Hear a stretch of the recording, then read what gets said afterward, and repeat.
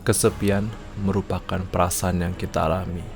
Mungkin ketika kita sedang tidur, kita ngerasa gak ada orang yang menyayangi kita. Perasaan dimana apa gue ini sebenarnya gak begitu penting. Perasaan dimana kita rasanya kok ada keheningan, ada kehampaan di dalam hati kita. Kita ngerasa butuh seseorang yang masuk dari luar ke dalam hati kita. Dan mungkin kita berharap kita mungkin butuh pacar. Gue ngerasa 95% laki-laki itu love language-nya sense of touch. Iya kan? Bagaimana kalau misalnya kesepian, rasa keheningan, rasa kekosongan dalam hati itu sebenarnya bisa menjadi alat buat kita untuk mengatur masa depan kita.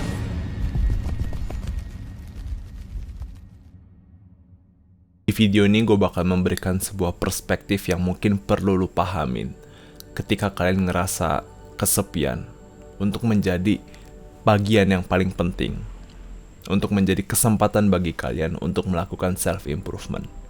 Self-improvement itu kebanyakan orang tuh artinya pada mikir, yang penting gue bisa mungkin belajar jadi lebih lama gitu. Gue bisa menjadi good boy dalam waktu yang lama. Namun sebenarnya self-improvement gak cuman itu doang. Self-improvement adalah ketika kita ingin mengimprove, mengembangkan bagian-bagian yang mungkin masih belum kita pahami atau mungkin belum kita bisa lakukan. Waktu dulu case gue adalah mannerism. Waktu gue kuliah, gue ngerasa manner gue kurang banget.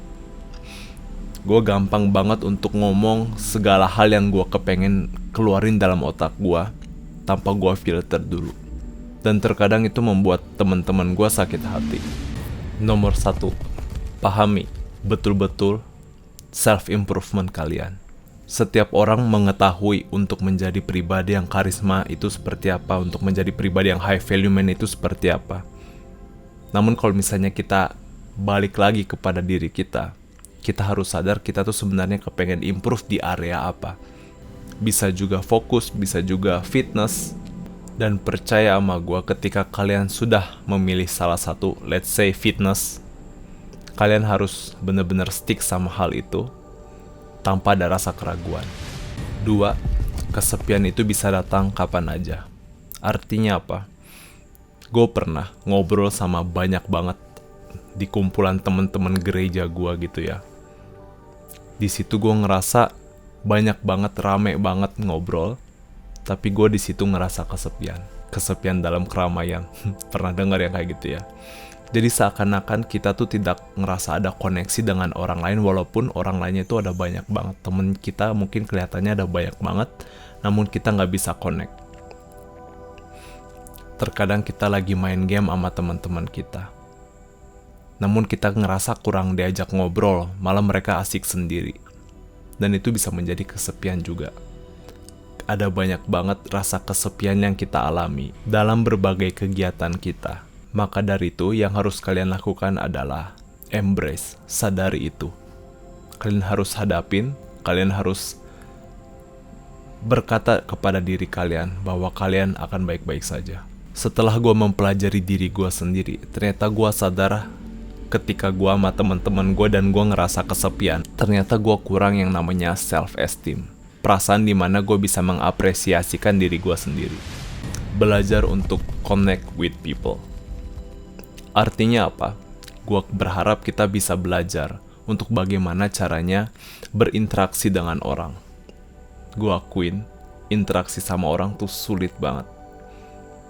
Kalian pernah gak sih, even orang yang banyak ngomong aja, itu bukan berarti banyak orang yang menyukai dia. Orang-orang introvert seperti kita pasti bakalan mikir, ya ampun ya anak banyak banget sih ngomongnya, bisa gak sih diem sekali aja. Pernah gak sih kalian berada di posisi itu? Sometimes extrovert needs to learn how to shut up. Maka dari itu, untuk belajar bagaimana caranya kita membangun sebuah koneksi yang dalam banget kepada orang lain, itu merupakan sebuah skill yang harus kita pelajari. Kita bisa aja bilang seperti ini, gue kesepian, tapi gue bodo amat. Gue bakalan menjalani kegiatan gue sendiri terus-terusan. Itu fine-fine aja, itu sah-sah aja. Asalkan kalian ketika ketemu dengan orang lain, kalian bisa memberikan yang terbaik, the best version kalian, membuat mereka ketawa, buat mereka ngerasa nyaman, buat mereka connected satu sama lain. Jadi ketika say bye-bye dengan dia, impression dia terhadap kita itu bener-bener hangat, bener-bener seru ya orangnya, gue kepengen ngajak dia main lagi. Kita belajar untuk bagaimana caranya menjadi pribadi yang berkarisma. Sedikit plug-in, gue saat ini sedang bikin course tentang bagaimana menjadi pribadi yang berkarisma, bagaimana cara membawa diri kita kepada orang lain agar kita bisa membangun koneksi yang dalam terhadap kita sama satu sama lain. Kalau misalnya kalian bener-bener menanti course ini, kalian bisa subscribe agar kalian bisa mengetahui update-nya. Namun gue kepengen kasih tahu satu rahasia yang menurut gue bener-bener kunci banget untuk membangun yang relasi begitu dalam sama orang lain. Dan gue bakalan share ini di bagian actionable step.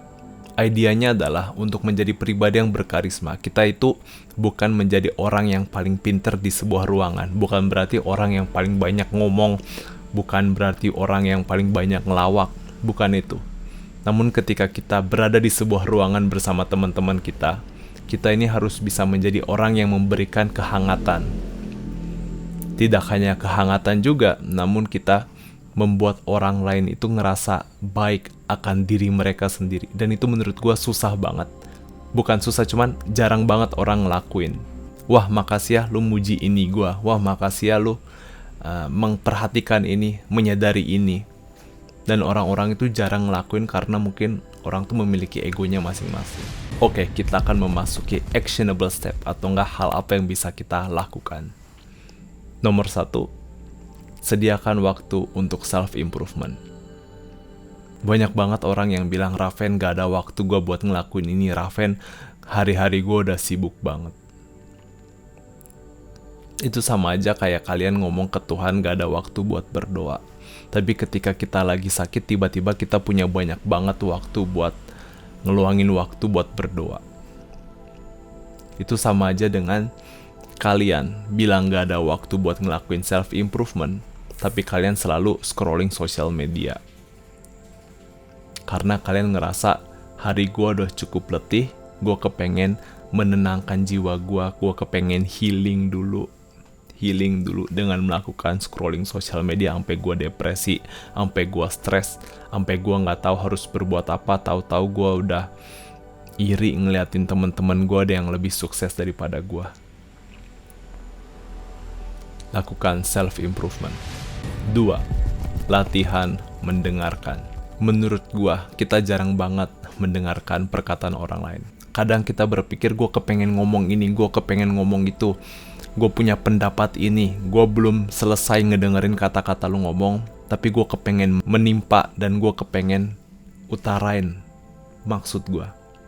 Dan itu menurut gue bener-bener salah satu contoh mannerism yang kurang baik. Kalian bisa menanyakan pertanyaan ketika orang lain membicarakan suatu hal yang menurut dia penting, ada baiknya kita turut bertanya juga. Baik kita peduli atau tidak, baik kita ngerti atau enggak, tapi tanyakan aja.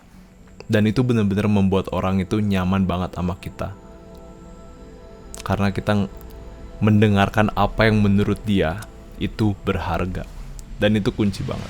Yang terakhir adalah kalian mencoba untuk menggunakan waktu kalian keluar. Let's say kegiatan acara ini, kegiatan ketemu teman-teman, reuni, pesta. Itu sebagai challenge, tantangan untuk menggunakan teknik-teknik yang gue udah pelajarin ketika gue lagi ngerasa kesepian, tapi gue menggunakan waktu gue untuk self-improvement diri gue, untuk bagaimana cara untuk berbicara sama orang lain. Dan teknik-teknik yang kalian gunakan itu, kalian coba terapin ke mereka. Gue inget banget, setiap gue terapin ke mereka, mereka selalu meninggalkan kesan yang baik sama gue. Bahkan mereka sampai muji gue. Bukannya gue kepengen bragging, tapi maksud gue adalah gue mengucap syukur aja karena apa yang gue selama ini pelajari untuk ngobrol sama orang lain itu ternyata ada hasilnya, ternyata dihargai. Dan gue bener-bener mengucap syukur ketika gue disadari apa yang gue latih selama ini. Oke, itu actionable step-nya. Namun gue bakal memberikan tips yang bener-bener penting banget. Bagaimana caranya agar kalian bisa akrab dengan orang lain begitu instan. Yaitu apa? Match and mirroring. Match and mirroring merupakan sebuah kunci banget agar kita akrab sama orang lain begitu cepat. Artinya apa? Kita coba untuk mengikuti cara bicaranya dia, bahasa tubuhnya dia, gaya bahasanya, terminologinya. Kalian coba gunakan itu, dan tanpa kalian sadari, dia ngerasa akrab sama kita. Dale Carnegie mengatakan lebih mudah untuk berteman sama orang, mengikuti interestnya dia, daripada kita coba ngobrol untuk mencari apa yang interest buat kita. Gua sadar kesepian itu bener-bener sulit banget. Gue inget banget waktu dulu kuliah, gue hampir nangis tiap malam karena gue ngerasa gue gak layak dicintai. Tapi kesalahan gue saat itu adalah gue tidak mengambil langkah pertama gue untuk self-improvement. Lebih mudah bagi gue untuk nangis tiap hari daripada ambil tindakan. Setelah kejadian itu, gue akhirnya memberanikan diri untuk datang ke acara kayak persekutuan antara Kristen gitu.